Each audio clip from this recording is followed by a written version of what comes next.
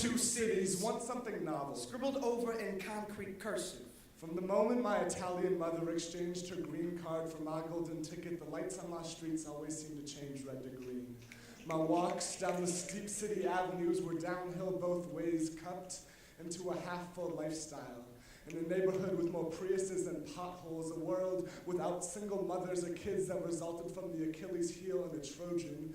Life was vanilla, but chocolate was something I avoided. Those days I boarded my mouth shut like black businesses that couldn't survive black people.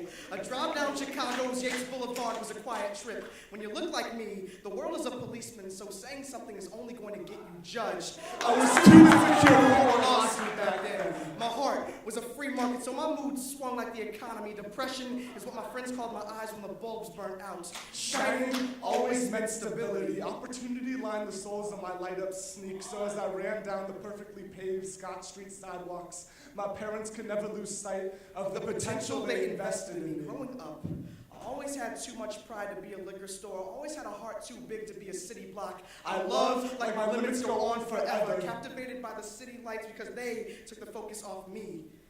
Fibers of love weave safety nets for privileged boys to fall back on. Yet clouds always appear comfortable until you forget you can fall through. So it might have been too late by the time I realized that Golden Gate separated me from the rest of San Francisco. But segregation is just another way of admitting you're lonely. My soul was cut loose from a city plan grid, squared off by streets that never saw any foot traffic, patched into the suburbs, so Chicago seemed so quiet to me. We were tax bases apart, but deep down, I wanted to be close to another, leave just an alleyway between our persons, know my neighbors not by name, but by smile, listen to the journey of their jawlines from jaded to jovial. I was the only kid around with a 30-story state of mind. I stood out without trying, looking at my feet for concrete foundation.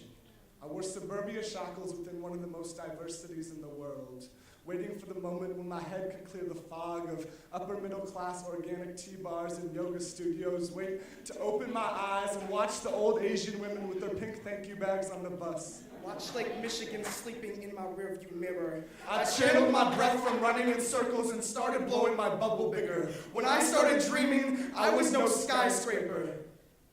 No thoughts to politics, class, or crime. I concentrated on crayons, coloring my picture sweet as the candy in my pocket.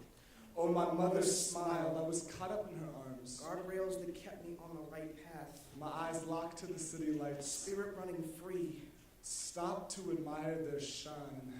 I can still say that I left my heart in the city by the bay. In the city by the lake.